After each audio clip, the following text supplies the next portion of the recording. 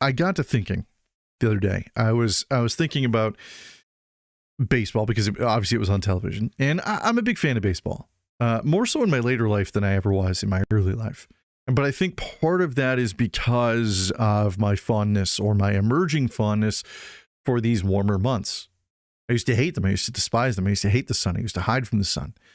It was tied to a lot of trauma for me, unbeknown to me until I started working through some things.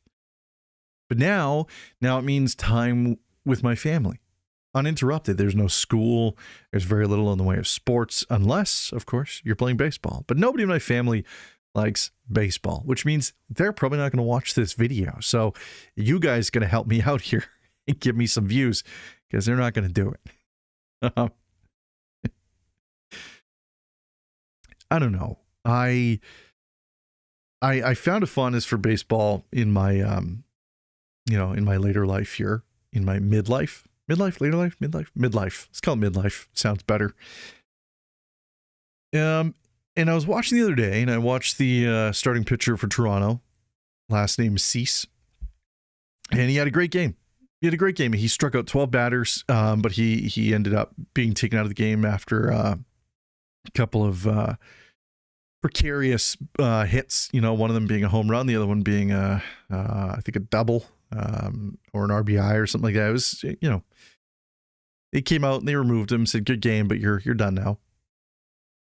And I watched him walk off, and he was very stoic. And it dawned on me that baseball and Major League Baseball and the people that play it can teach us a lot about life. Now, it may seem crazy for me to say that, but hear me out for a second. In the game of baseball, you can do everything right. You can be in the best shape of your life. You can stand perfectly with your feet cemented perfectly in the batter box and have the most athletic stance possible. And you can be ready and able to just send that ball hundreds of meters into the air and across a fence. But you strike out. You're swinging. You're doing everything right. You're loading correctly. You're moving the hips right. You're firing at the right moment. You strike out. You strike out because failure is built into the game of baseball. Failure is built into life. Not by man, at least not really. Some areas, sure. But the thing is, life, much like the game of baseball, gives you an empty field to start. And as you enter onto the field, so many other variables enter with you. You can't control the weather. You can't control if the ball is going to hit a piece of dirt and bounce off to the right, even if you're in the right position and it just goes over your glove. And now it's a ground rule double. It's an error on your part. You made a mistake. Even though you're in the right place, you did everything, but it's an error. It's an error on your part. Or somebody tosses you a brilliant laser beam ball, and it's just all you got to do is catch it. Game over. Tag the guy on his way to third. It's over. It just sails. Just tip your glove, gone. Well, life is a lot the same way, right? I mean, think about the things that you've experienced in life, the failures that you've had. I know for me, I've had many instances in life where I felt like things were in the right direction. When I joined the military and I graduated near the top of my class from medic school, and I got sent to the base that I wanted to be at, which was CFB Edmonton, one field ambulance, I felt like I was doing everything right. I felt like I was working hard. I felt like I was doing all the things. And then I even met a girl. Well, then life really started. A girl that likes me, that likes this face. Holy smokes. We moved in together. Holy crap. Things are doing what they're supposed to do. I'm winning the game of life, folks. I have money in my bank account. I have a career. I have love in my heart. And I have, absolute joy for what I'm doing as a vocation. Something greater than self. I used to wear a Canadian flag on my shoulder representing the thing greater than me. I represented something, a lineage greater than me, by wearing that uniform. But then the girl cheated. That's not supposed to happen. I thought we were in love. You don't cheat when you're in love, right? Why don't we ask that 55-year-old guy who has 2 grown daughters, a good job at the bank or with insurance or whatever it is, 6 figures coming in. Met the love of his life when he was in his 20s. Had good years of marriage, 30 plus almost. She gets a divorce from him. She wants a divorce. She wants out. Now he's back living with his brother or in some small cramped apartment downtown. How did that happen? He did everything right. And what about those single moms? You know, they have a kid with somebody. They fall in love and they have a kid with somebody and they think this is it. This is the start of the white picket fence. And really, the only thing they wake up to is a bulldozed lawn and maybe one fleck of grass sticking out somewhere. The game of life, it's got failure built into it. It's just how it is. You can do all the right things and still not succeed. That's the thing we don't really talk about too much when we're trying to motivate people because it's not very motivational to be like, hey, do all the right things. Because if you do, good things will happen. And that is true. That is true. If you do good things, if you show up to your next chance at bat, you're giving yourself a chance because every new chance or every opportunity at bat is a new chance, a chance for something new. So yeah, I came home and my girlfriend at the time was cheating on me. And it broke me, man. It broke me. I felt meaningless. I felt worthless. I felt ugly. I felt disappreciated. I felt like life had betrayed me. Like there was this big lie. And then I started suffering at work and I couldn't do things properly and I couldn't concentrate. And I didn't for a single second think that it had anything to do with the trauma that I had experienced. Not just from her, but from my job as a medic in the Army.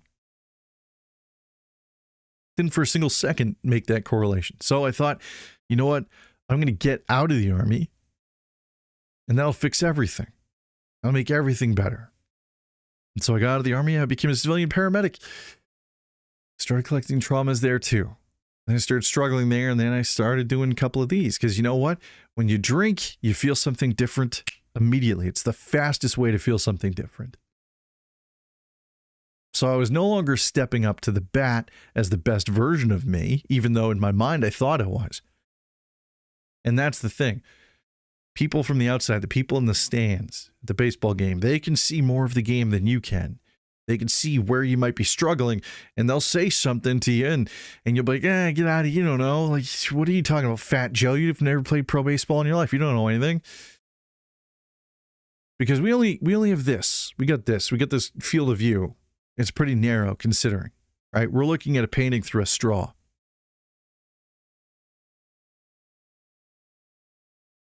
So we lose. We lose. We have no idea why sometimes. And sometimes we lose despite our best efforts. Because that's baseball. That's life. The variables of life are as such that you can't really account for all of them. You can account for some and you could try your best. But the thing that struck me about this is the way this guy walked off the field was not in defeat. His shoulders weren't slumped. He still had an amazing game. He walked off with acceptance. He accepted that his time in that particular game was done. He'll rest up. He'll go back at it again. Because that's baseball. So that 55-year-old that got divorced at 55, never expecting it. The single mom who husband ran out on her with her sister or whatever and left her with 2 kids or 3 kids or whatever to do life by herself. They take a knee. They take a minute. They take a second if they can. But they get up and they dust themselves off and they show up to their next at bat and their next at bat. And all of a sudden, suddenly they hit a home run. Hit it out of the freaking park, man.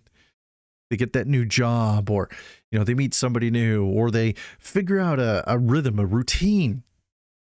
And things start cooking, man. They start going. Resilience. You cannot gain resilience without adversity. It is impossible to gain resilience without adversity. But adversity is tough. It's hard. It sucks. It's a freaking slog, man.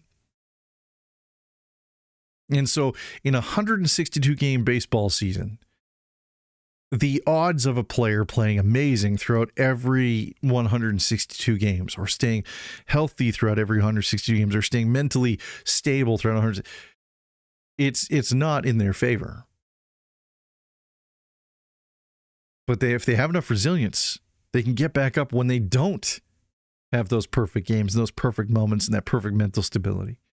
They can get back up and show up to their next chance at bat, their next opportunity to knock one out of the park, to find that girl, to find a better husband, to find the husband, the guy that you want. Or if you don't find anybody and you live life completely happily single, that's your journey. Awesome. That's you. That's another form of resilience, doing it on your own. It's freaking tough. When I was single and I kind of got over the pain of my relationship, I sort of resigned myself to being single forever. Now, the reason that was it's multifactorial, right? Partly because I have a poor view of myself. I kind of think of myself as just this subpar looking human being, a pasty white generic guy. Not a whole lot to offer other than, a steady stream of nightmares and traumatic stories if you want to hear those. Other than that, not a whole lot. Now, other people will tell me I have plenty to offer, and they'll offer counters to those, and I love them for it. They are my favorite human beings when they talk to me and they tell me the good things they see in me. And I generally believe in what they're saying, because if I can't believe myself, I believe in them. Because why would they lie to me? And why would they show up to be there for me? At my best and at my worst. But I had resigned myself to being single for forever, right? And there are certain benefits when you're single, and there are really a lot of struggles too. I know for me, I missed going to the movies with a girl. I missed going out to dinner. I missed getting dressed up to go out to dinner. I missed the effort of going on a date. I missed cuddling on the couch on quiet evenings. I missed holidays, Christmases together. The Christmas season, buying presents and hiding presents. And I missed all that. That's really what I wanted. And so when those seasons came about, that's really where my loneliness would kick in. And eventually, the game of life saw fit to give me a partner to play baseball with. And I met Sheena and the girls. And my world changed immensely. Days got brighter. Sun felt warmer. The air just a little cleaner. Just like that first day of spring training. You step onto the unblemished field with sweeping blades of green grass. Smell of tar, bat tar. That kind of dewy earth. That chalky dust from the mound. And maybe a sizzling hot dog off somewhere in the distance. I'm not saying you need to be with somebody to have life be great. You can definitely do it single and solo. Absolutely. But you can only do it if you show up to bat. Resilience. That is how life is done, through resilience. Because it will knock us on our ass, and it does knock us on our ass. But every chance that we get, every time we have air in our lungs and blood in our veins, we have a chance to step up to the plate, and we have a chance to win a small victory. But we only have that chance when we step up to the plate. We only have that chance when we afford ourselves the resiliency to do so. And so baseball Baseball can teach us a lot about life. It teaches us a lot about a lot of things. It's slow and methodical sometimes. Sometimes it's a fever pitch of running bases. Sometimes it's a crippling loss, leaving you sitting in the dugout beneath the shade of defeat. Other times, you're the only one on the mound with all the pressure bearing down on you, and you don't want to throw that ball because you don't know what the hell is going to happen. Other times, you celebrate that solo victory of striking that last batter out. Sometimes you celebrate as a team and you've won the whole thing. As a family, you've done it. Baseball is a lot like life. So the next time you find yourself watching a passing game on television, pause for a second and watch it. I mean, really watch it. Not just for the brilliance of the game, but for how much it resembles life. We all run the bases. We all get struck out. Sometimes we get hit by a pitch. Sometimes somebody's there to block our path. But not always. Not every time. It's a beautiful game, and life is a beautiful thing. Even when it's hard. Even when it feels absolutely impossible. Winning only starts when you are willing. Winning only starts when you are willing to lose. Because you must first have to be willing to step up to play the game. Play the game. Because it's fucking beautiful. But my grass is green from what I can see.